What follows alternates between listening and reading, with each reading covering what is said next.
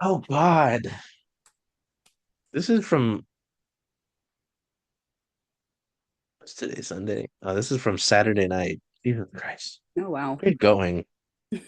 I care. I brought it back home with me from the ballpark because I thought I was going to use it. Mm. No, no. Oh, that's a weirder cold open. It could be worse, I guess. So anyway, um, yeah, welcome back. We are back with keeping up with the Seattle Kraken. You're freshly eliminated from postseason contention, Seattle Kraken, which isn't surprising. I mean, it just felt like making it official, really. Like you could, I think the biggest point of, oh no, like they probably can't do it was the weekend around Thanksgiving when they lost to San Jose pretty badly twice. And Anaheim, was it Hmm. three? Yeah. So ever since then, I mean, it's pretty much been downhill. So, well, further downhill, I should say. Yeah. So, um, it's been an interesting week. I largely haven't been around the team. Jayd has, because baseball is back, and a big part of the reason, there are other reasons, of course, why like we have Jayd and we have other writers is so that when stuff like this happens, I can go and do other things like this, and I can just not have to worry about what the squids are doing. And thank God I did this week because Jesus. Yeah. Uh, um, it was a Envious. it was a 3 game week. Um, and the Kraken they didn't make any roster moves, which it always feels like I can look, but I am pretty sure they haven't. I have to see how many games Yanni Newman's at, because I have to imagine he goes back down soon, which is unfortunate because he's had a strong, strong time up here.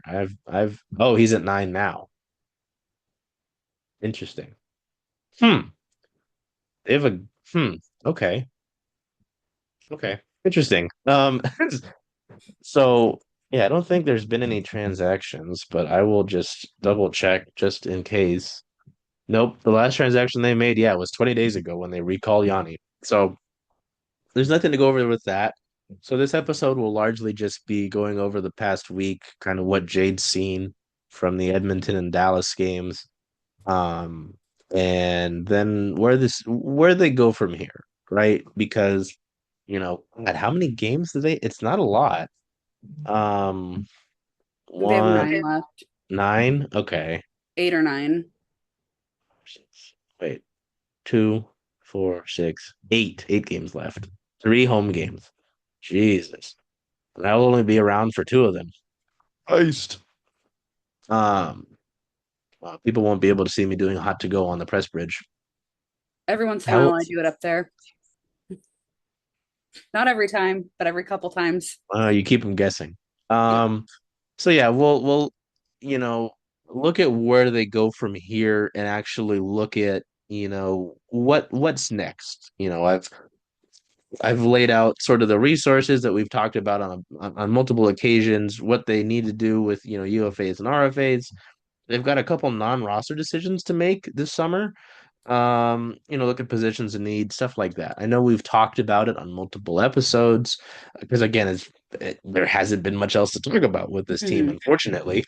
Um, and look at that. So, um, yeah, goodness. So Tuesday on the road in Calgary, that was an interesting one because last week, they had the 3 games on the road, 3 games on a 4 game road trip. They came back to Seattle after the Edmonton game and practiced on Monday before they flew to Calgary, and subsequently lost to the Flames. And this was a big game because the Flames are fighting for that, like essentially the one of the last, I think it's last two wild card spots. Yeah, because Ottawa has the first one in the East locked up pretty much, and the one in the West, yeah, the first one in the West is locked up. So yeah, like one of the last few playoff spots really remaining. I feel like a lot of this is pretty set because Calgary, oh yeah, they're actually pretty out of it because of, oh yeah, the Blues have won their last 9 games. Yeah, Yep. Yep. so I mean, they're still pushing, right? Um, Yeah, the I forgot. playoffs.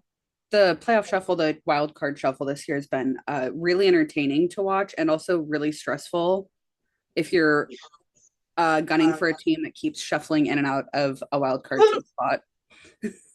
Yeah, no, I mean, well, it's like today they posted about the NHL posted about the Habs getting back into a spot. I was like, I forgot that you were even doing that, Hmm. especially because of the way that they played in Seattle, you know. Yeah. Excuse me. Oh yeah, they're just barely there over the Rangers. And Columbus is a win, you know. So yeah, it's interesting in that regard. And Calgary, yeah, they need every game they can down the stretch. They needed this one. Um, and it started out well for them. I mean, they got on the board first. Adam Klapka, kind of just a sloppy goal out in front. Like that one. I remember I am trying I told Jade before this, I was like, oh, I kind of forgot the games that they played. And it's funny because I look at this, report and I very vividly remember how stupid the Klapka goal was and how it should have really not been a goal. So I mean, you go down by a goal going into first intermission on the road. It's never a good thing, right? Second period, Seattle dominates. Jaden Schwartz gets a PP goal. Tye Kartye scores his fifth goal of the season. I'm like, hey, you can do that. Like that's fun. Maybe we'll cut out a chunk of time and talk about Tye Kartye because I need to have that conversation. I need my thoughts out on that. I'm tired of having this discussion. And we've only really got the two topics. So maybe I'll cut time out for that. Um, so Seattle goes into the second intermission feeling a lot better, right? They have a goal lead. They dominate that period. They feel good about things. They only barely win the shots on goal differential though in that one, which is kind of funny. Um, and then things get bad. Nazem Kadri gets a power play goal. A little over halfway into the third period, Rasmus Anderson gets a slap shot goal, and all of a sudden you're down. It didn't come until I believe a minute and a half left in the game that Jordan Eberle gets a nice goal in front to tie things and send us to overtime, where Nazem Kadri, I feel like Nazem Kadri has a few overtime goals against Seattle. Um, and this was his second one in as many games on the season where he scored an overtime goal, gets in on Joey, makes a nice move. Just one of the better players in the league making a good play on a breakaway, right? In overtime. And Seattle loses this one. They get the loser point, which they don't need, Yep. right? Doesn't matter anymore. Nope. It only hurts them, actually, Hmm. in the grand scheme of things. So they get that. They come home and they start a 3-game homestand against, if it mattered, this would be a pretty imposing homestand, right? With the Oilers and then the Stars twice, given that the Stars are the second best team in the West points wise. What are the Oilers at? They're not at sixth. Yeah. The Kings, like if you didn't really pay attention, like I feel like the Kings would surprise you that they're that high. Yeah. Like they haven't been really flashy. And I feel like that's kind of been how they are. I mean, like they're underrated. Like Ajay Kopitar has always kind of been, I feel, underrated. Um, their goalie situation the last few years since Quick has been gone has been weird. Like, I feel like they're that team that plays that sneaky good team hockey. Yeah, and the Stars are one of the first three teams to clinch a spot. Yeah. Third in the league. They're the third team in the league to hit 100 points. Yeah. So again, somewhat of an imposing homestand. They beat the ever living snot out of the floor. I almost said the Flyers. Sorry, Jade. That's When I'm okay. around Jade, I just think of Philly, I guess. It's probably your goal, actually. Um, the first period was weird, right? Because there was a disallowed goal. Seattle burst for 5 goals in the second period. Um, no shutout, unfortunately. I was like, once the second period was done, I was like, all right, get that boy a shutout. Let's move Yep. on. Um, Not the case. Obviously there's an asterisk on this one because you're missing McDavid, Draisaitl, Stuart Skinner. Stuart Skinner. Was Ekholm out of this one? There was another guy that was out. I can look at the roster report. I Um, can't remember who else was out. I'll look at the roster report. But what did you see from this again? Because you were the one who was actually there. Yeah, Ekholm was out.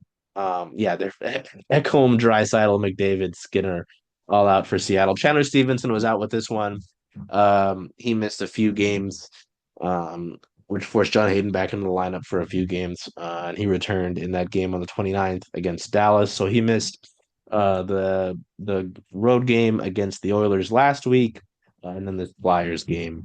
Um, so what did you what did you see from this Oilers game? Because you know Edmonton got on the board first, and I don't think things felt good, especially because you played this banged up Oilers team last week, Hmm. and you went back and forth with them and lost. Um, I don't know. That game feels like it was 800 years ago now.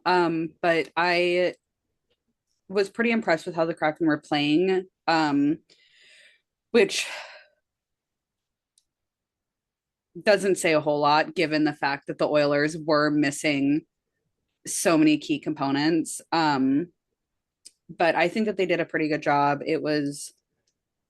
They just kind of looked like a team that knows what they're doing, which, as we said last week and every week before that, if they had done that all season and been consistent, maybe there would be a different conversation happening in this episode. But overall, I was pretty impressed with the game. I thought that it went well.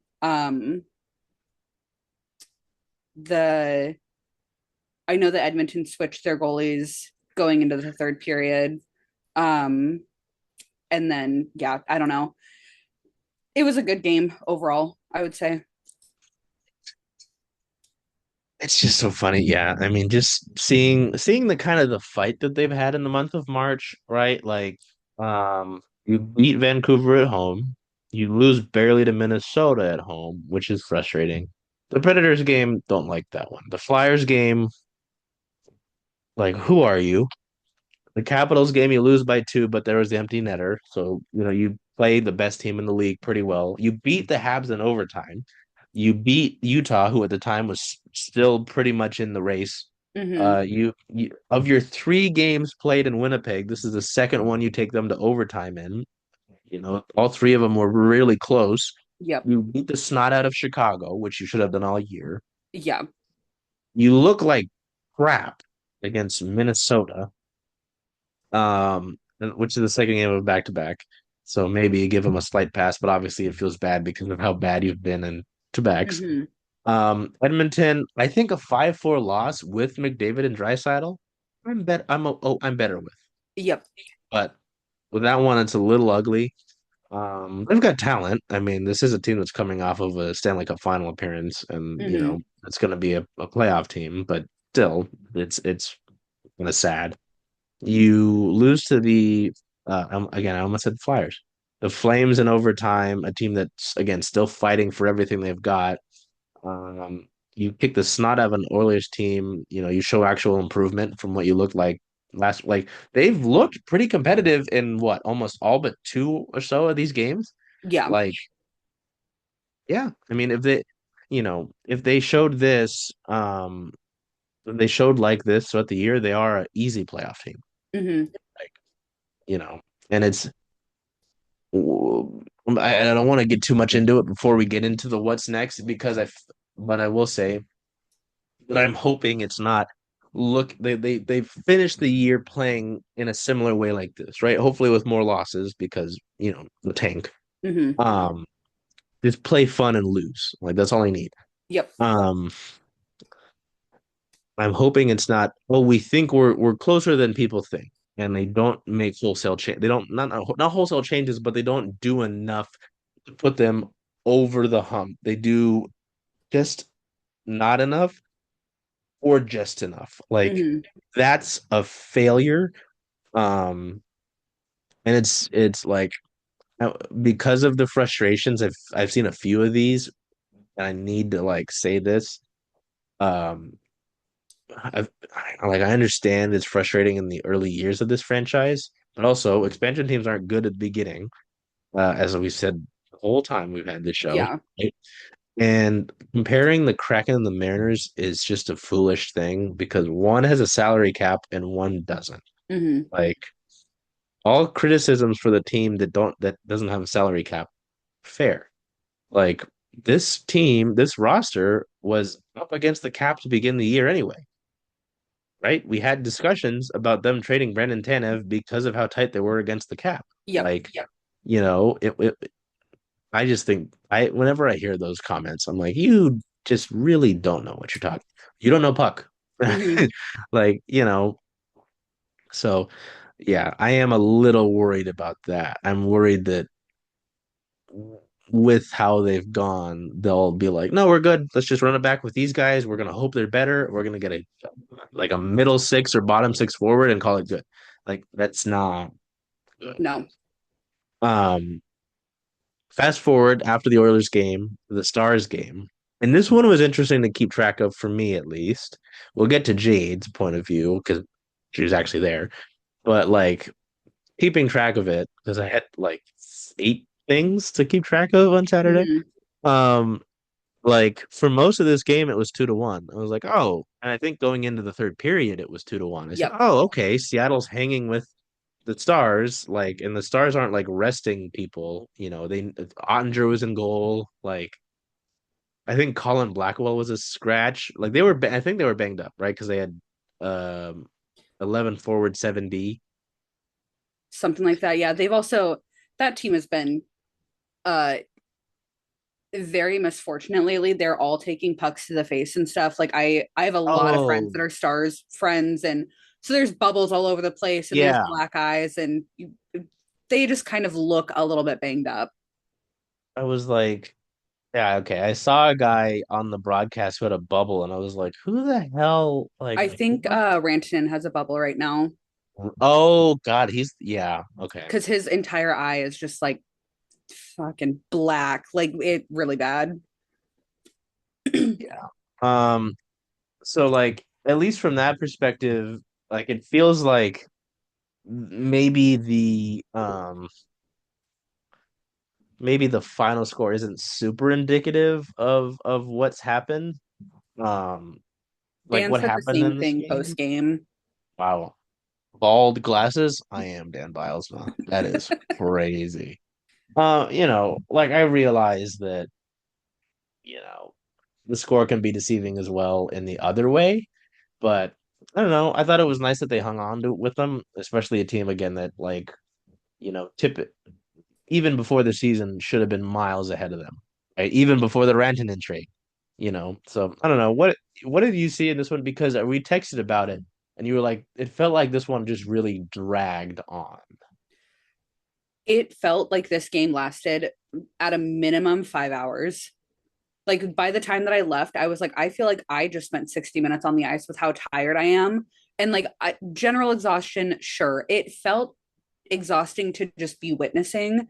Um, and I think that a lot of that came more in the third period, or I guess it started in the second where all the penalties started, and then going into the third period where it's just stars goal after stars goal after stars goal. And so it just felt like a lot. But out of the Kraken, they did their best, just wasn't good enough, but they did their best. And I feel like if they had been maybe a little bit more calculated in their shots, or, a little, oh God, what is the word? Intentional? Yep, that's exactly it.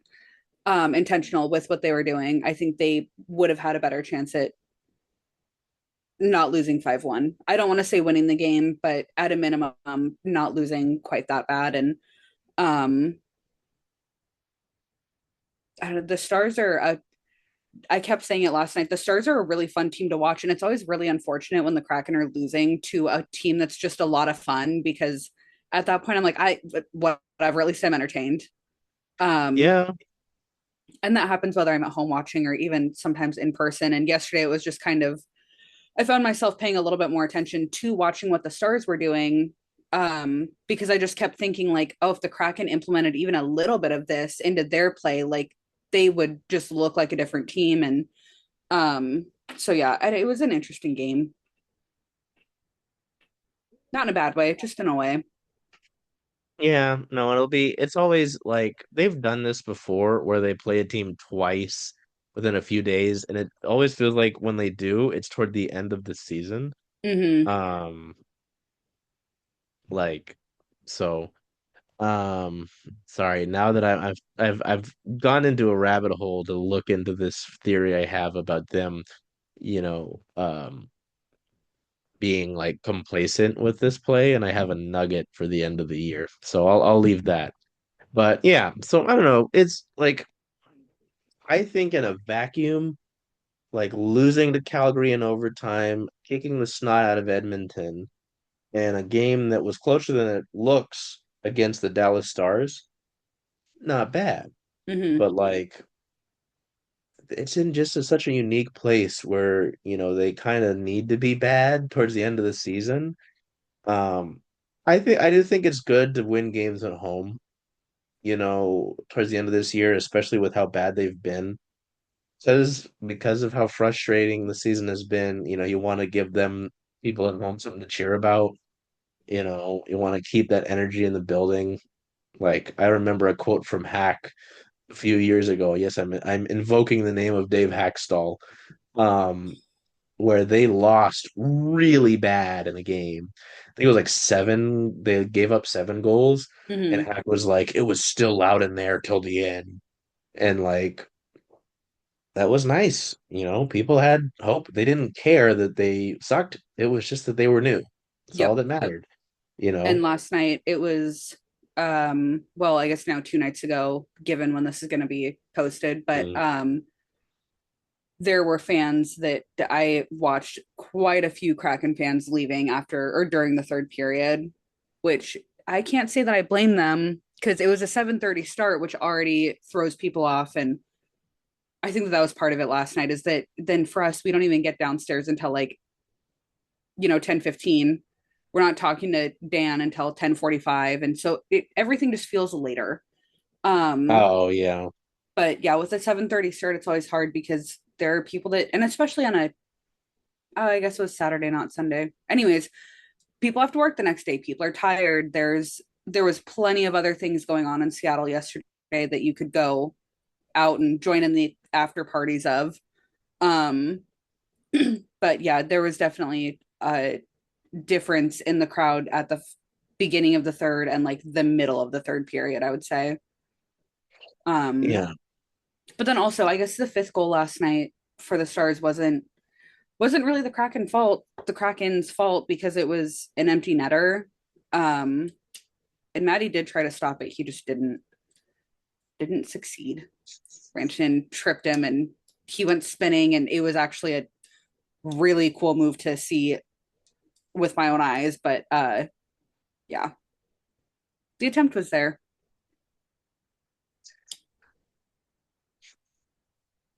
And they're just so weird. I just They're a very confusing team. They are. I just really wish they could figure themselves out and they could Mm-hmm. know what's going on. So yeah, no, I mean it's again in a vacuum, fine. But I think what you said about them just not being good enough for not doing enough for, being at their level, it's kind of reality, you Mm-hmm. know. And it has been outside of the one year that pushed them to 7 games. The one plus side, I guess, of last night is that it was mascot madness, Mm. Did you and see Carlton Bear? I did not. And with like, I saw him on the ice, but I didn't run into him. I spent the entire first period running around downstairs trying to find Victory and Carlton. Didn't even make it to the living wall because I was trying to find the fucking bears or the mascots. You were the one who sweared first. I Wow. know how the tables have turned. But anyways, I spent the whole time trying to find the mascots and I couldn't find them. Yeah, I knew you wanted to find that damn bear, so kind of Mm-hmm. sad that you didn't. What a shame. I What a know. shame. But they were fun. All the on ice stuff that they did in the intermissions was really entertaining, and the videos were fun. They had Bowie running around with the principal chasing him the whole game after the Oh Breakfast yeah. Club scene, and so I was like, it what was principal? yeah, it was really engaging. I enjoyed that. I'm also a mascot fan, so Yeah, I knew Jade wanted to see Carlton Bear. So yeah, that's the only reason I asked about that damn bear. bummer. Okay, that's it for the last week. Tye Kartye discourse. I need to have this. I'm so tired of this. Like, I know some of the conversation I've seen about it is from people who just like him. They're a fan of him as a human being. Like, they liked his story. You get brought up and you make your debut in the playoffs and you score in the playoffs. And, you're kind of a fun guy, fun personality, all that. Okay. I have no issue with that, right? Like, that's not at all a problem. Um, my thing is more like um it's more related to the actual results on the team. Like that's my job. That's what I care about. We do nope. Sometimes. We do content that's like related to not strictly the results too. Like, Mhm. I like feeding into that, and there are fans who don't like when I do that. I'm like, you can, piss off.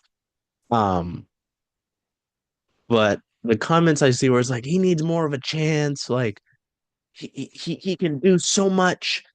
No, No.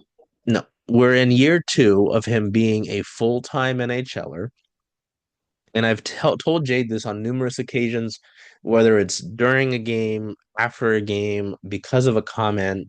Like, I think his ceiling is the fourth line, or maybe on the third line. He's a bottom six guy. That's all he Hmm. is. Like, again, I referenced it several times throughout the year when I asked Dan Bilesma this in the preseason. I was like, basically, I said, "Hey, you coached Tye Kartye. Like he's a young forward. Like, what are you hoping to unlock with him now that you're here after spending Hmm. time with him in CV?" And he did mention his shot, and I kind of went, "Oh, okay, he's got a good shot. Like, really? Like, okay, I'll watch for it this year." And like through the times he's been scratched and when he got sent down to Coachella Valley, who asked Dan about what he hoped he got out of that and what he'd seen from him in recent games? You could go and watch them. You can find the games when he came back or when he was sent down. It's my voice. Hmm. Like I I was like, okay, let me be the leader here then about this. I just, he does play a physical game. Yes, he's a little bit scrappy. Those are characteristics of a fourth line guy. Yep. Like he doesn't go to the net really, and get in the way. He's not doing that. He hasn't really shown the shot, and I realize he plays fourth line minutes, which is less minutes than normal, but it's 2 years. There haven't been um, there haven't been flashes of it really, like where or extended periods of time. Like I think, excuse me, the guys that have this talent that deserve more time than they get, they show you something in a limited time that eventually earns them that opportunity, right? Trying to think of a good example of this. While Um, you're thinking of that, I have one little chime in, and that's that if you asked sure. me over the past 2 seasons of anything particularly notable that he's done, I got nothing. Mhm. Mm-mm. No, like I was gonna like an example in a way is Ellie Tolvanen. Like they get him off waivers from Nashville. People knew about his shot, but his defensive game was something that like if you really knew puck was something like I remember I did a whole breakdown of him and a piece on him a few weeks after he um came here and he scored his first goal. And again, if you look at Ellie Tolvanen and Twitter and Instagram, his profile picture is from that feature. It's only in that feature. Hmm. So you read it, which is, interesting. And scary. Um, he's a guy that, he's a third line guy right now, yes, but like he's a 20 goal scorer. He's constantly at the top of the Kraken for hits as a forward, plays a physical game. Like he's never gotten scratched. He's never been, despite the physical game that I mentioned like that and having a great shot and it's things that are similar to Tye Kartye, he's never been on the fourth line. Yeah. Maybe once or twice here or there ever. I don't think he has though. Like, I just don't think it's there. Um, and that's just my educated opinion, and I say educated because I watch every single game, even when I'm not at it. The screen is on, like Jade said, I can't remember a time where he stood out or like outside of the playoffs when he did score his first goal, you know, like he'll cause some problems. He'll be a pest. He pissed off Connor McDavid. Like I think last year in the Stars game here, he pissed off Jason Robertson, who's one of the quieter guys. Yeah. Um, Last night he pissed off oh my God. Oh, Brendan Smith and a couple other guys, but it was so oh, quick that nothing even really like happened. But he did piss off a couple guys last night. And again, like you said, that's kind of the role of a typical fourth liner is just being a pest. But also it feels like maybe they need to reevaluate what they're gonna do with the fourth line moving forward. should reevaluate. Mm-hmm.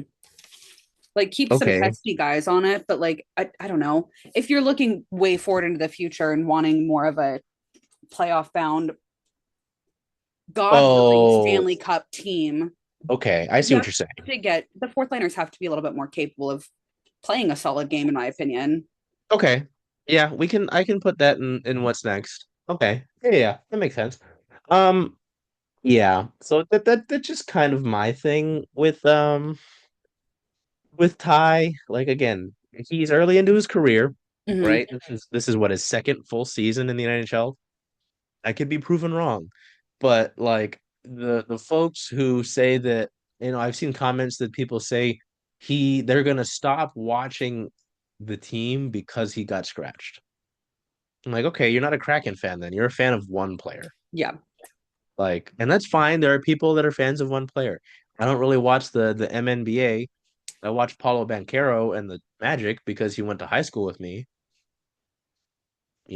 Like I'm a Paulo fan. I'm not a Magic fan, Mm-hmm. you know. Um, so it's stuff like that. Um, Stuff like that where people say, they get really upset and they say kind of obscene things because he got scratched, because he's on the fourth line. I'm just like, hey man, you picked an emotional support fourth liner. You Mm-hmm. have to realize that there will be consequences to that. Or actions that are, reasonable for an emotional support fourth liner, right? So, I think that the comments about him not getting enough of an opportunity are silly. Whether it be because I think his potential is tapped out, um, maybe I'm calling the book too early on him, but I just nothing about his game says he needs more ice time. I You agree. know, again, even a guy who's just got 5 goals on the season. I'm gonna go right now to the NHL stats and I'm gonna look at the list of Kraken players with goals. While they've been bad at scoring goals as a whole this year, he's been at the bottom of an already bad team in doing so, right? Um, what in the world? Okay, yes. So he's tied with Riker Evans for goals this season. He's got one less than Yanni Gord, who's gone and it was hurt for an extended period of time. He's got less goals than Adam Larson, who's a defensive defenseman and doesn't score a lot. Yeah. Even Andre Burakovsky, the shell of a man that is Andre Burakovsky, has 3 more goals than Tye Kartye. Okay. Um, he's got one more than Jamie Alexiak, who I think has had a really bad year.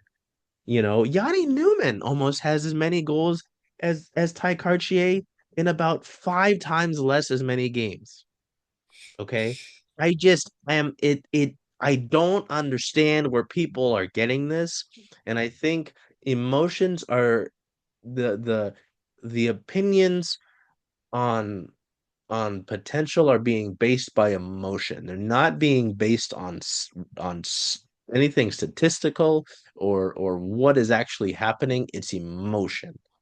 Which is fine. I don't like to shame people for the way that they watch the game or, enjoy Sure. players, whatever. But there does come a point where you can't be sitting on twitter.com talking about how he's not getting enough chances or he's not getting enough ice time when you don't have anything to back that up aside from Yeah.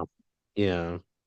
uh the I can't believe I'm about to say this out loud. The pookification of hockey players. That's true though. Yeah.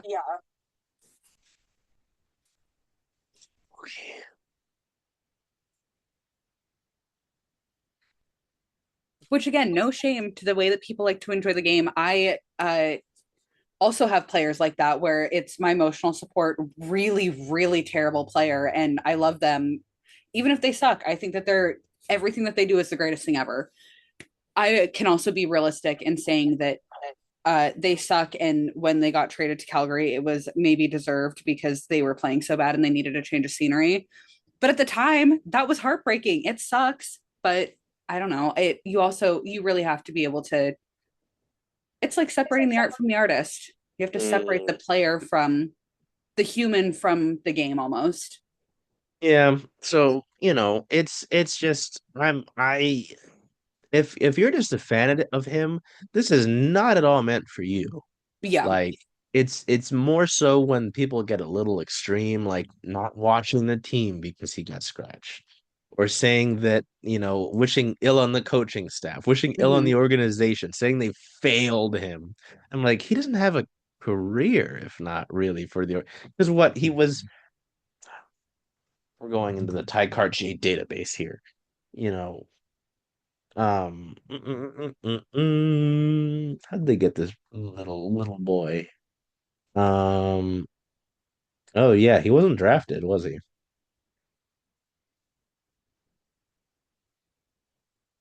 So yeah, I mean they took a chance on him. Obviously they believed in him.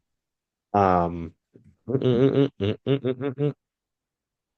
yeah, yeah, he wasn't drafted. So um yeah, man, I just it's the stuff that gets extreme for me where I'm just like, are we making this player more than he actually is? And I think that's what it is. Like, I think I'd rather have there are guys that I think could do his job. Like, he is a poor man's Brandon Tanev. He lays the hits.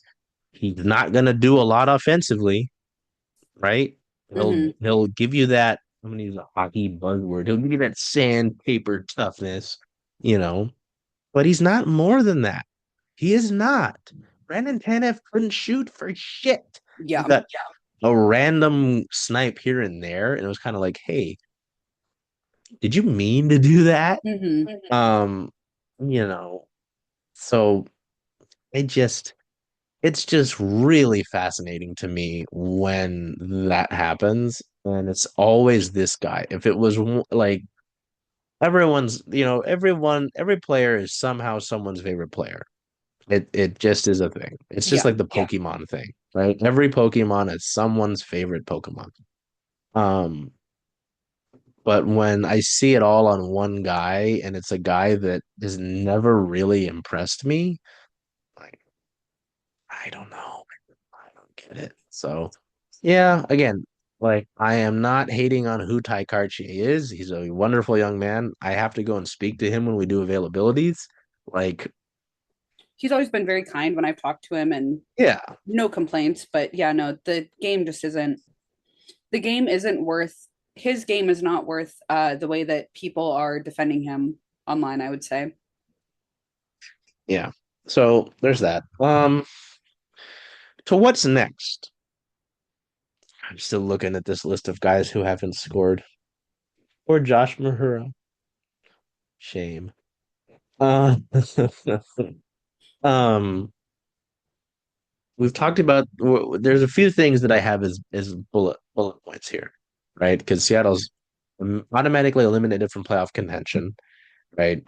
It's obvious that they're not going to fully rebuild, which some people want and think is the answer. And don't get me wrong, like if there wasn't pressure, um, of hopefully an NBA team, and I feel less optimistic about that as the days go on because of how Yeah. weird the NBA is and how they operate, right?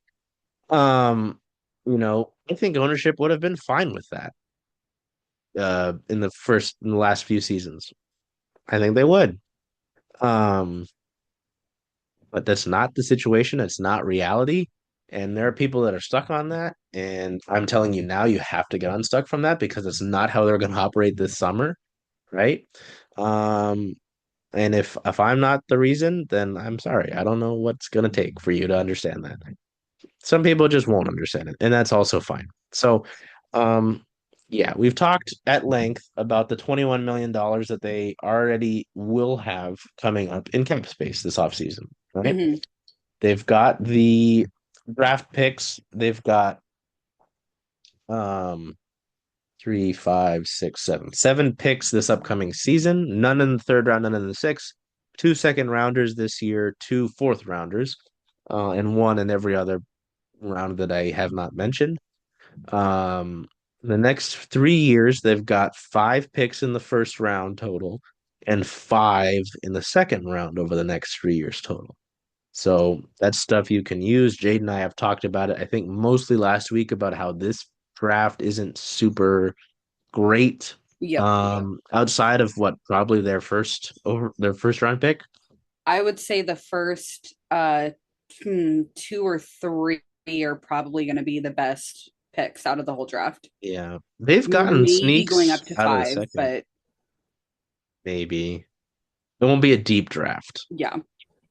Yeah, because they've gotten guys in the second before, you know. Hmm. Um, so yeah. Um, I'll touch on that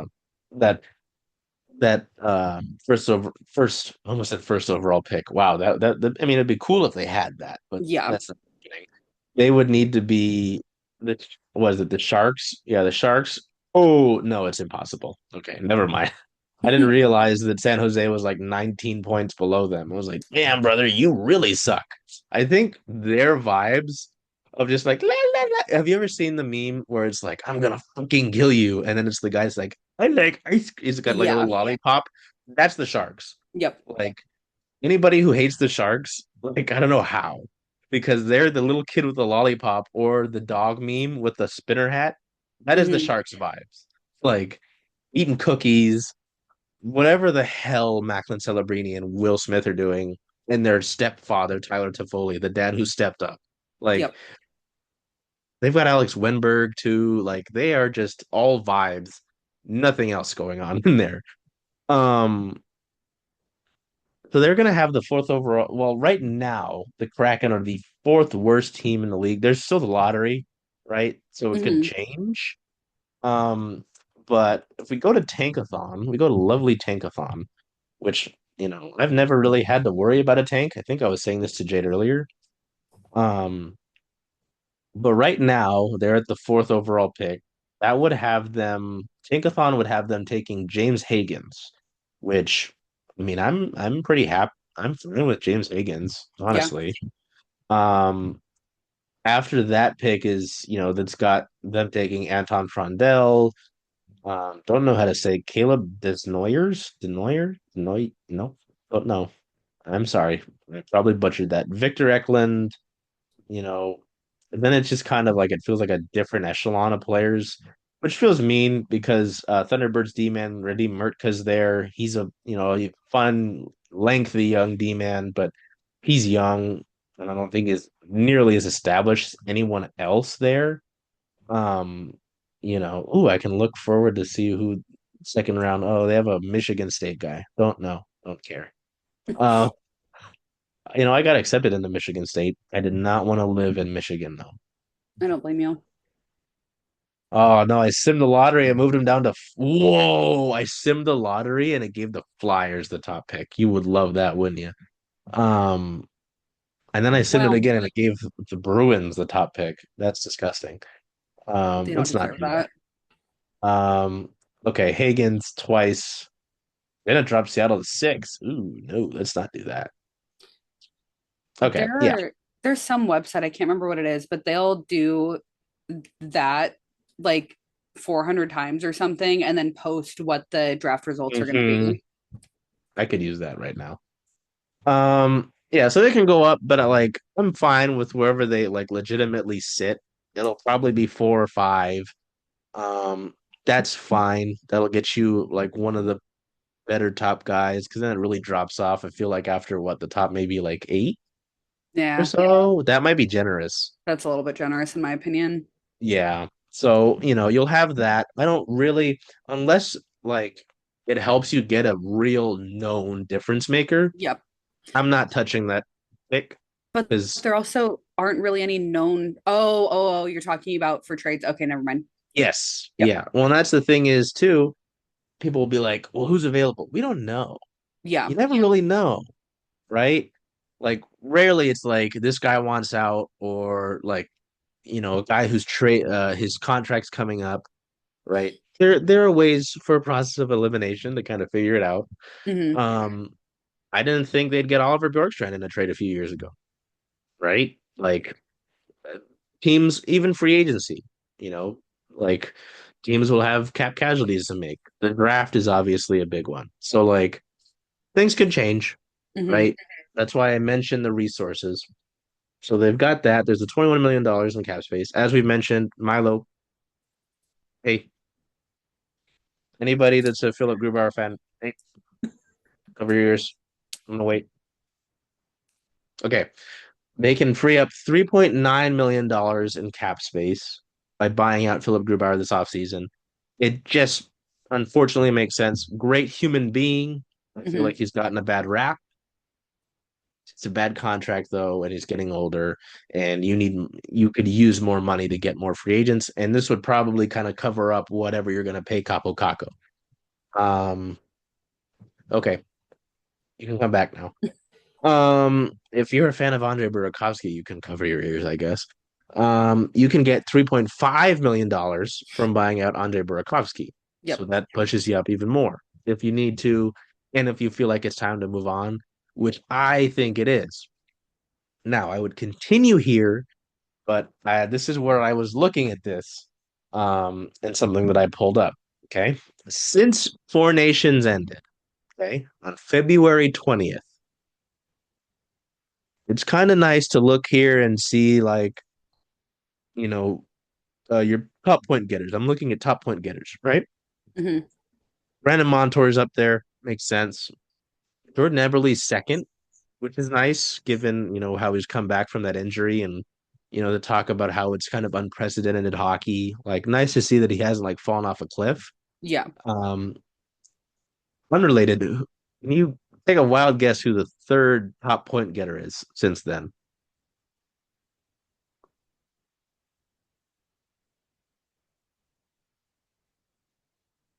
The third cent. Oh God. It's not someone you'd think. Like think obstruct. Well, not obstruct, but I almost said obstruct, obscure. Sorry, Jesus Christ, words are tough. God, I don't know. It's Adam Larson. Oh, I guess Adam that makes Larson is sense. tied for the most points since the Four Nations with Jordan Eberle at 11. Um, I was expecting. Oh my God. I was yeah. expecting way more points than that. I was like, wow, that's great. Nope, Oh, 11. yeah. No. Um, as depressing as it is to look at this, Andre Burakovsky is sixth with 10 points, tied for fourth most in that time. More points than Vince Dunn, Jaden Schwartz, Shane Wright, Capo Caco, Ellie Tolvanen, Stevie, and then a bunch of these names that make more sense. Um, which is interesting to me. Okay. Um, in terms of goals since then, he would be a little bit more down the list, and tied for eighth most in that time period. Um, I think last week we talked about a goal he scored where it actually looked like Andre Burakovsky of old. Yep. Don't get me wrong, he's racked up the points since then, but his stretch of games for like a little over the last month is like half of his point production for the year, Hmm. which is fascinating. I am worried on for multiple reasons that they're not going to move on from Berkey We this talked about offseason, this last right? week too because of the same concerns where he was doing better and Yeah, I said the comment about how he had that injury and then just maybe never quite fully came back from it. And yep, I remember. yeah. But now I've just got more like legitimate numbers to back it up with Yeah. this. Like that, I don't they're not a for organization right now that like admits their wrongs, so they're not going to do two buyouts in Berkey and Grubauer, which they could do. I think it's what you can do three buyouts, um, or something like that. I just don't think that they're going to do that. I just don't think they're going to do that. Uh, I don't No, and think it's they're like going we've to talked admit about that. before where they They're don't going to buy into it. yeah, they don't want to admit the fault that You know, happened. they're going to Which sell you on what he's looked like for the mhm, second half of the season. They're going to be like, hey, I swear to God, we're going to get to exit interviews. Ron's going to be like, well, if you look at, I'm like, nope, nope, yeah. no, don't do this. And it eats up a decent amount because you could get someone there are guys who make a lot less than Berkey that produce more, right? You're paying 5.5 million for a guy that's hung around the third line for most of the season. That's not good enough. Yeah. Who 5.5 million around the third line and hasn't produced. If he was on the third line and he produced, then it's a different story. Um, so yeah, that's a problem for me. And yeah, I know we talked about it last week, but I wanted like I had the numbers to like figure it out a little bit more there. Yeah. Um, so that's your resources, right? You've got the $21 million in cap. It can bump up a good amount. What is that? Like a little bit, like $7.4 million if you buy out those two. You've got the picks in the first two rounds to make a trade. So you've got the avenues to acquire talent. You do have a little bit of housekeeping to do with your UFAs and your RFAs. Like I think far and away, Capo Caco is your top priority. I Hmm. don't think he'll take that much AAV to get him. Maybe around four. I've seen predictions, and if I made a prediction based on other players like similar to him, I would say probably somewhere between 4 and 5, but Yeah, I think falling closer to 4. I think the biggest question with his deal is going to be the term. Is he Hmm. happy enough here that he's happy going mid to long term? Yep. I think more realistically, given he's a guy that's wanted a chance to prove himself and, might want to keep doing so to get a bigger deal eventually, is a shorter term deal, like 2, maybe 3 but I think yeah, More of like a you know, bridge deal, yeah, I think that's more what we get there. Um, which is unfortunate. I hope that he signs here again after that, if that is the case, because yeah, yeah, you really like him. I big don't blame fan. you. Um, um, I think your priority should go to your RFAs at least. He's had a not great year, but Riker Evans, I'd rather keep him than not just because he's a younger D man. There are other things we could talk about, and I'm not going to do that on this show. Um, Tye Kartye is an RFA. I don't think he's going to have a massive market. I'm happy bringing him around on the fourth line for a 1 or 2 year deal. I'm not going fat past that. I Hmm. just don't think it's smart. I Um, agree. your UFAs are interesting. It's a lot of depth. Mikey Asimon, I'd bring him back on a 1 to 2 year deal if he wants to come here. Like if I had to predict it now, I do think they come to terms. Um, I I agree. someone asked me. Sorry, carry on. I No, keep oh almost no, I was just interrupting gonna say someone asked me if they think he's gonna be back, and it's tough because my brain thinks of all the possibilities, you. Hmm. and so I'm never just like one track mind. And so I've tried to be better about giving like more like direct answers because in my mind, I think it makes the most sense to come back on a short term deal, and I just think it's a good fit. Hmm. I think they like him. Um, but also maybe he wants to see what his worth is, Yeah. see what someone would pay for him, maybe he doesn't isn't a big West Coast guy. Who knows? That's all I was gonna say about that. I was gonna say I think that he is a little bit more maybe a little bit more of the closer to fourth line player that the Kraken need, where he can not quite create plays, but he just looks better than if I had to compare him and Tye Kartye and pick one to bring back, it would be not Kartye, Oh, unfortunately. and that So makes sense. I feel like he just has a little bit better game. He's a little bit more established. Yeah, just my opinion. Yeah, no, and don't get me wrong, like Tile cause stuff, but like he's not necessarily the first guy to defend somebody if something goes awry. Like Yeah. Mikey, will do that. I Mikey think last generates. night Mikey also literally said, I don't know, I just felt Yes, like I needed to do something when he I kind of you need someone who's gonna yeah. like have the balls to do them. Yep. Kraken haven't had that, Hmm. you know. Wow. Okay, I didn't see that quote. Jesus Christ.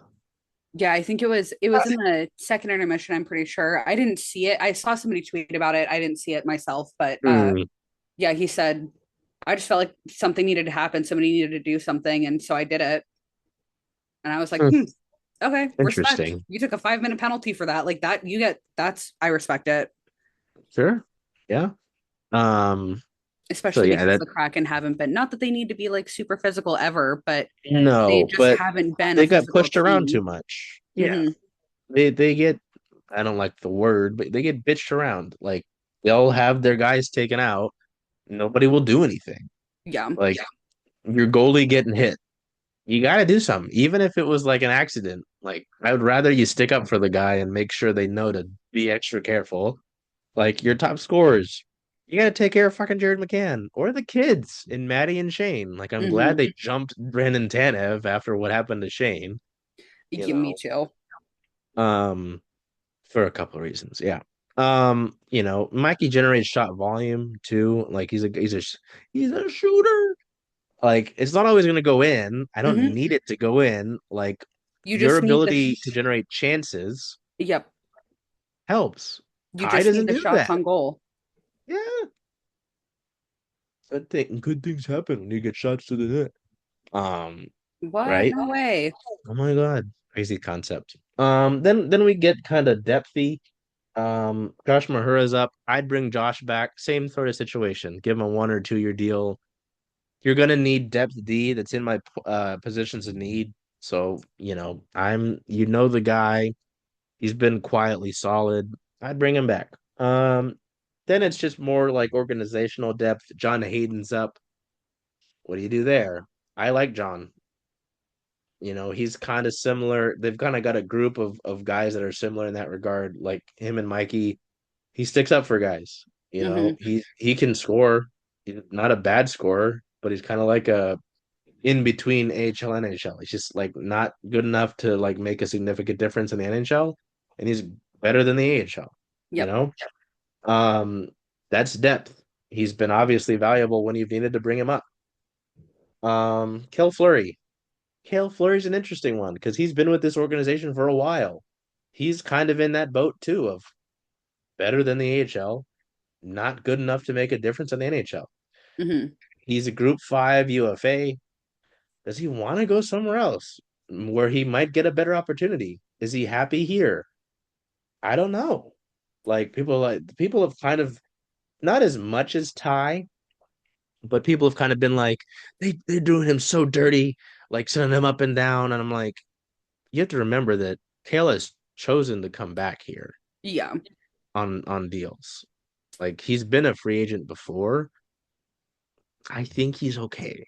Hmm. Like He seems pretty content with the West Coast and the Kraken organization. And if he wanted his release, there are guys who say, "Hey, I don't want to. I want to go."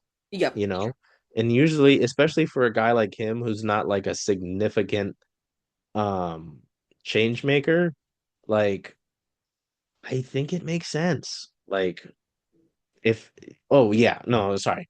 A guy like him, I'm sure they'd be happy to move on, you know?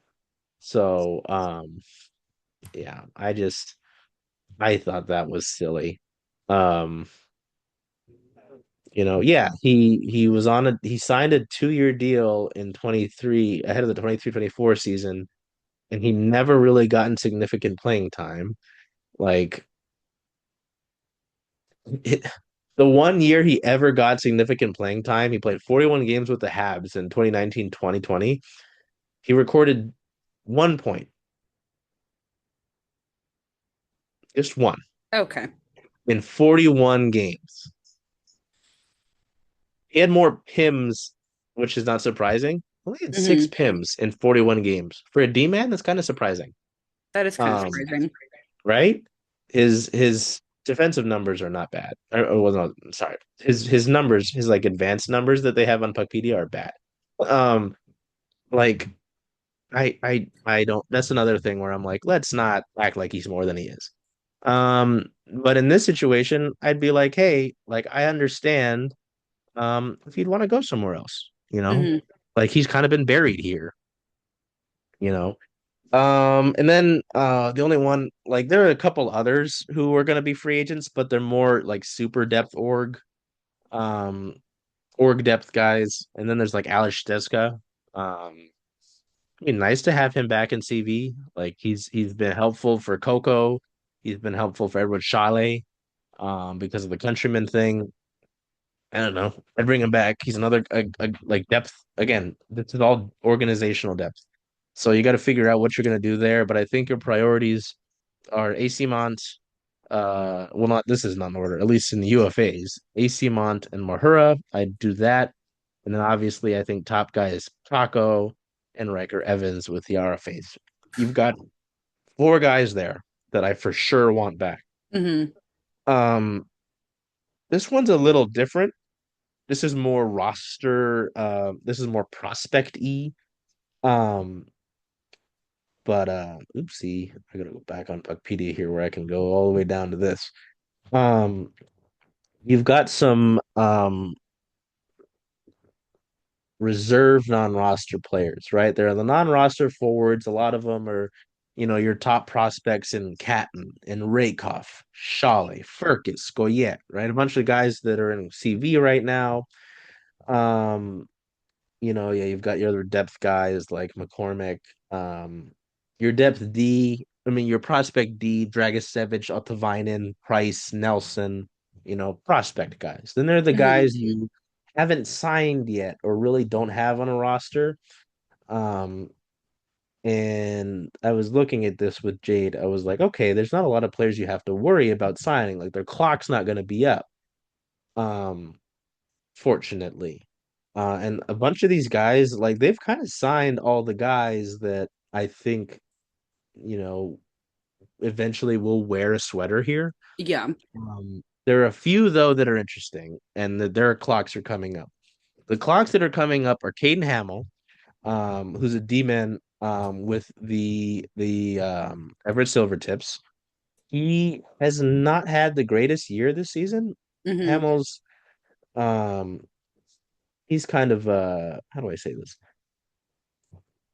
He's kind of a pain in the ass defenseman. Like he'll fight. Like he's not someone you want to have to deal with, right? 59 games with Everett this year, 10 goals, 28 points, 25 PIM. He's almost got as much PIM as he does assists. Jesus Christ.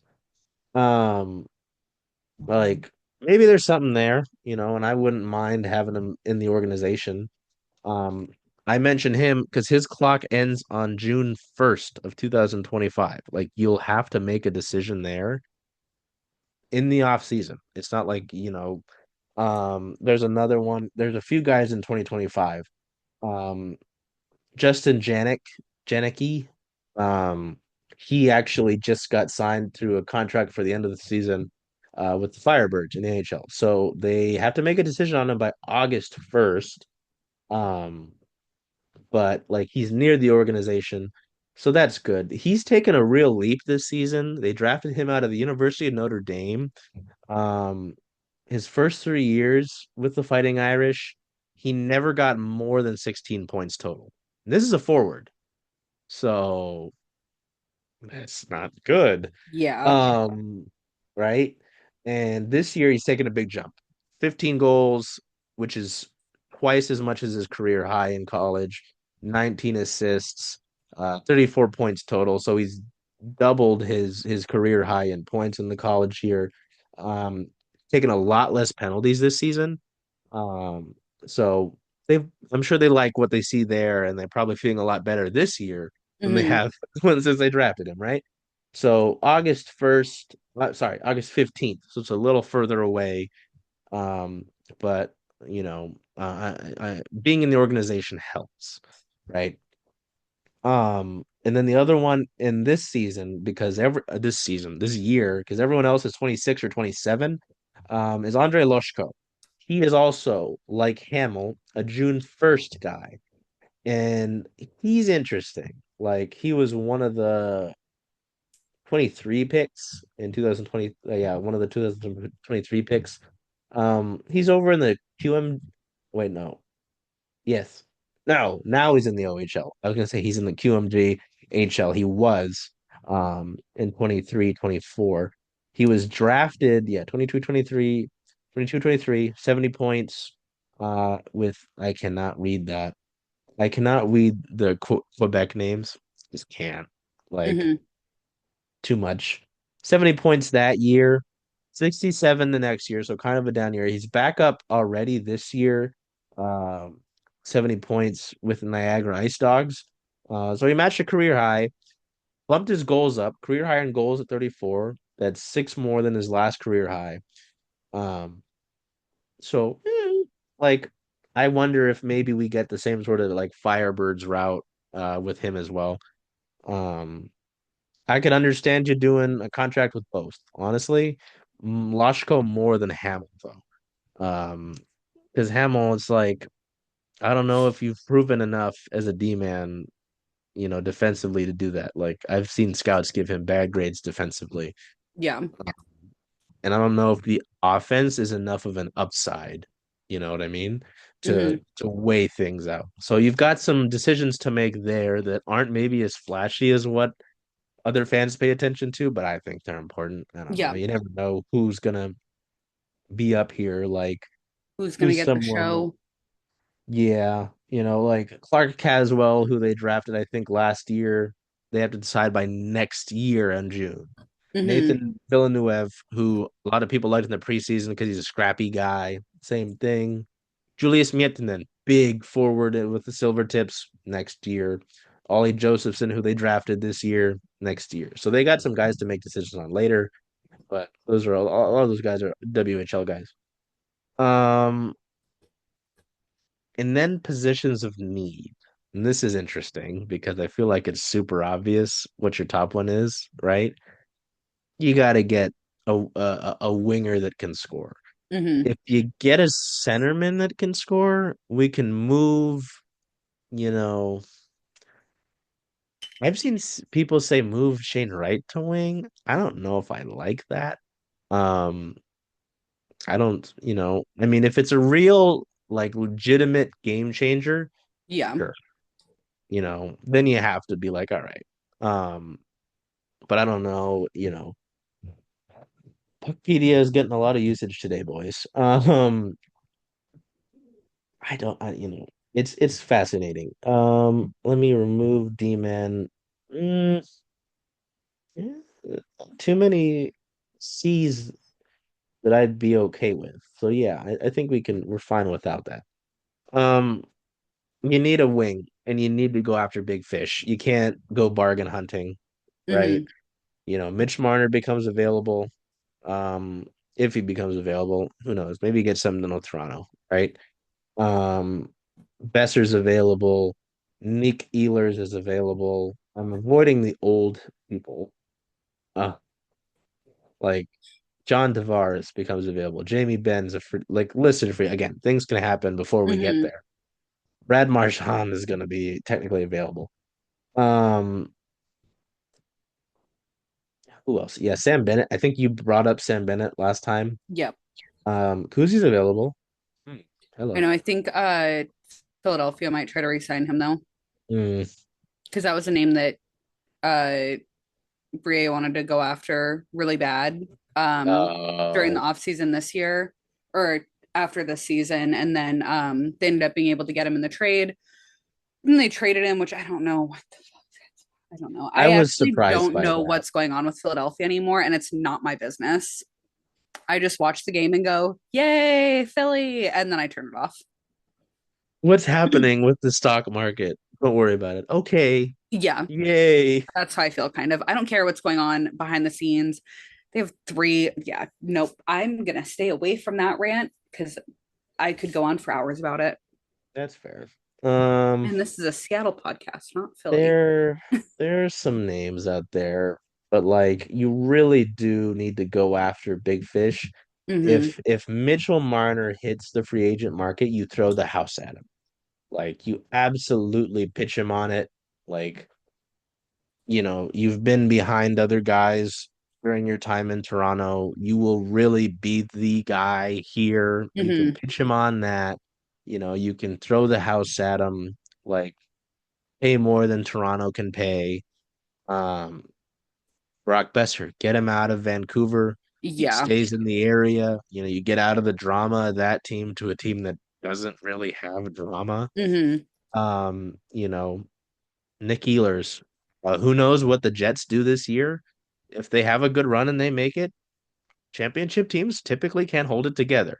Mm-hmm. Guys want to go somewhere else. Does he want to live in Winnipeg?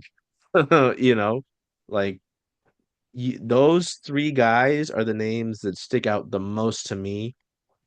Um, with this free agency, like you go and throw the money at them. Those guys, I'm happy overpaying for. Um, like not too significantly, but enough to like get by other teams. You know what I mean? Mm-hmm. Um, Now I want to look at 2026 free agents and see if there are guys who are like not gonna make it. Um, or like guys who have 1 year in their deal and they might want to get moved, similar to how I want to move Alexiak, right? Because he's Mm-hmm. got another year in his deal. Um, oh, what the hell is this? Oh, Wikipedia took me to a weird thing. I want free agent help. Weird. Okay. Yeah. Okay. I've been yapping a lot. Do you have thoughts on the wing thing or the positions in need? Because it's like wings, depth D, and a backup goaltender, and like you just get a veteran guy who're gonna pay $1 to $2 million. Like Yeah. you get a guy who will give Joey a break, and you're not like scared shitless, having to Mm-hmm. play him, right? Um, yeah. Do you have thoughts on anything from what I've gotten? Like, because I know you've touched in on the resources and the UFAs. Um, I've been talking a lot. It's And okay. I'm like, I agree with basically everything that you're saying. It's so fun doing a podcast with you because sometimes I don't even have to talk because you're just saying my thoughts for me. And then afterwards I can just go, yeah, you're so right. one brain, one Yeah. brain. But yeah, no, I agree with everything that you said. I don't really have anything extra to throw in aside from maybe switching up some of the defensemen, but that's Yeah. yeah. Yeah, We it's can save that for interesting. next week too. Um, well, and that can go back to the resources because again, Oh if you yeah, move Jamie Alexiak like I want you to, you can free up some more money there. true. I just don't think it works. I'm kind of tired of the player. Like Mm-hmm. having the size and not using it's a frustration to me and always has been. He's kind of had a bad year and he's on the third pairing now. Mm-hmm. He's getting paid way more than the third pairing guy should be. It's just like Brandon Tanev. With where he is as a player, if he was being paid less, it's a different conversation, but he's not, Mm-hmm. right? Um, so it's something you gotta think about. Um, oh, hmm. Okay, sorry. I'm seeing something that's fascinating. I'm looking at 2026 free agents and hmm.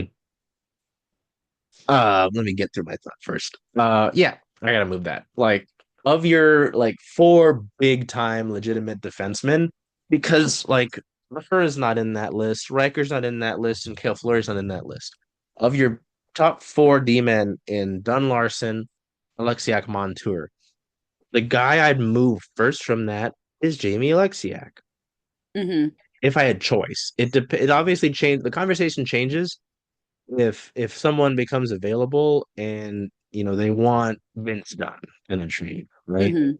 Um, like my top priority of who I'd be most willing to move on from of those four in order, most willing. Alexiak, Larson, Dunn, Montour. I don't move Brandon Montour at any cost. Hmm. No. Vince Dunn, I also am very reluctant to move because of age, um, because of production. You know, Adam Larson, love Lars, great. His age and that contract are not good. Yeah. Um, it's just it. It's unfortunate, but that's the truth. And if a team really wanted him and they give you decent value, I'm listening. Hmm. Um, and Jamie Alexiak, I already said my piece on. So now we get to 2026 free agents. You know who's at the top of the list? Cool. Connor McDavid. Oh, that's not going to happen. I There's no don't way. know. I don't know. But the rest of the list is also fascinating, right? McDavid, Narin, Eichel. I don't care about Ovechkin. He's going to retire after this year. I don't give a fuck. Kaprizov, Line, Robertson, Connor, and then it kind of drops off. No, Hmm. no. Andre's going to be old. Andre is old. Um, yeah, he's 30. Fuck, man. God. Um, Nietzsche's Malkin's going to be 40. Why are you on here? Trevor Zegras, No. Tempe, like there a lot of players become free agents. A lot of players be. Yeah, you're smart. A lot of really good players are going to be free agents in 2026. Yeah. Um, wow, Jesus. I did not realize how nice this list was.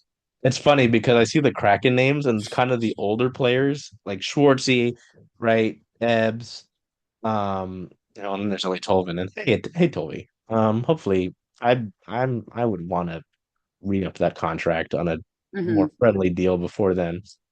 But like, wow, William Eklund's deal's up. I'm really far down the list. They're interesting. Okay. I wonder if hmm, Jade, I'm thinking. This is gonna be Krusty Krab burning down levels of cooking if I keep looking at this. But I don't know. It's fascinating. I don't want to do this because this is a really bad spin. But I wonder if well, no, Ron has said they're gonna be up against the cap. Um, but I wonder how much, depending on if these guys do actually hit free agency, Hmm. right? How much like they're willing to move around shit during the season next year if it doesn't work out, um, or ahead of free agency after next year to get a guy here or to really take a run at him. Because if you add a Marner this year, this place gets a lot more attractive to one of those guys, right? Hmm. Because you've got another star. Um, Wow, I did not realize how good 26 was for free agency. This is just forwards too. I didn't even look at all positions. Um, Jesus Christ. It's so funny when it's players' contracts that are like effectively dead. Like it's like, oh, hey, Carey Price is gonna be a free agent. I don't care. He doesn't play Hmm. anymore. Leave me alone. Oh my God. Hill McCarr? Did he not sign a no, he didn't. Did he not? I thought he did. I thought he did. I'm using Spot Track for this because Puckpedia is kind of funky. Because McDavid's Puckpedia says his deal does end at 26. Um, McCarr, hey, where's your contract, buddy? 27. Hmm, hmm, very interesting. So yeah, 26 in general. Oh yeah, Shea Weber, right? Like the dead contracts are funny. Um, yeah, 26 is a really good year for free agents. That Thinking also kind of can give you an idea of what the trade deadline is going to look like too. that's gonna be a mess. Can't wait to Well, stay awake for 48 hours again. That's going to be so much fun. maybe don't do that. Jesus Christ. It's fine. Um, It was good. well, and I mentioned though I brought those guys up in the first place to say, maybe teams are like, hey, obviously not with McDavid, but and again, a narrative that I want to keep pursuing, because I want it to happen, is Jason Robertson. Like, what will Dallas be able to do because of their, excuse me, cap situation after the Rantanen deal? Hmm. I think Heiskanen's gonna need a new deal. I think like they're gonna have to do things. Um, and someone's gonna be a good player in Dallas is gonna be the odd man out either way. Yep. So I think you You have to also be ready to give them assets. do have to consider the cap going up though over the next That couple of too. years. So That that's too. something that I keep considering every time I'm like, you know, this team's going to have to get rid of this player. There's just no choice. Is not quite before their contract is up because cap is supposed to be rising. So, Yeah. So that'll be a good thing and a bad thing. yeah. Right? So yeah, no, I mean that's why like people ask me things all the time about like who's most fun to cover, like that sort of thing. Like what's the easiest like right now, the Kraken are the most interesting situation to me in this city because of the possibilities of what they can do. Hmm. Like the Seahawks, they've kind of already figured it out. If they had like if we were early into free agency and they had just traded Gino and DK and they had all that money, it'd be interesting. The Mariners, I know they're not going to get money to spend, so they're not that interesting. Yeah. The Storm have a hard cap, and just because of things that have happened, I figured they wouldn't get anyone big. Um, and they didn't. The Rain, it's tough with the soccer world because you have to include like the European. You can sign those like players from European teams. So it's not as easy as like I can look at the draft like free agent list here. Like I can't, Hmm. Same with the Sounders. Um, and the Seawolves, yeah, I don't have no idea how that, So like the Kraken are the most interesting to me by far just because of what is available and what's possible for them. Hmm. Like it will be really entertaining because these guys are going the off season and like they might get more entertaining because of what they can do in free Yeah. agency and in the draft and with trades. Like legitimately, it might be more entertaining than what has happened this season. Hmm. So, just for shits and giggles, now I want to see the backup goaltender that they can find. Um, because like I mean, I could look at depth D, but like, hey, Brent Burns and Aaron Ekblad are going to be free agents. You're not getting either of them. Hey, Brian Dumoulin's going to be a free agent. Oh well, I mean, if you make a splash and you move, who's here? Yeah, Ryan Lindgren. Fascinating. Hey, Cody Cece. Hmm. I don't know. I'm more interested in the goalies. Give me the goalies. Let me be a little freak about the goalies. Where are you? No real big names here. It's just, there's like they put Mark Andre in here, but he's gonna retire. Um, uh, like none of these are super big names, like Jake Allen, Georgiev, Vanacek, Freddie Anderson. He's old. Vladar, Samsonov, Reimer, old bastard. Riddick. Um, Alex Lyon. Give me Alex Lyon. Like of that list, just give me Alex Lyon. We Yeah. don't need to go anywhere because the list is there's only 12 UFA free agent goalies. Give me Alex Lyon. Like the other names, maybe Johansson's is Johansson interesting? I mean, he played well against the Kraken, but that's not saying too much, right? Um, let's see. 312. He only played 16 games this year. Oh yeah, because Vasi. Uh, nah, give me Alex Lyon. I don't care. Like, Hmm. let's just be done with that. Um, okay. Yeah. Anything else? I got Anything nothing. from what they need to do next? Tank. Ah, yeah. That's it. All right. Well, my friend, let's look at the week ahead. So, the day that this comes out, they play the second game of uh two, the second uh in 3 calendar days against the Stars. Normal 7 start time, sorry, for this one because the first one is at 7:30. Hmm. That's probably why, yeah. It felt so long. That's what I was 7 saying o'clock, earlier. yeah. Normal TV for this one, thankfully, on the March 31st. Um, then we get into April. Yeah, and then they go on the road for their final road trip of the season. That is goodness, 5 games long. Yep. Oh, including a back-to-back. Do you Hmm. think they'll end the season without a win in the second game of back-to-back? Because they play Utah. I'm just gonna say screw it. Let's go for over 12. Like, Yep. I agree.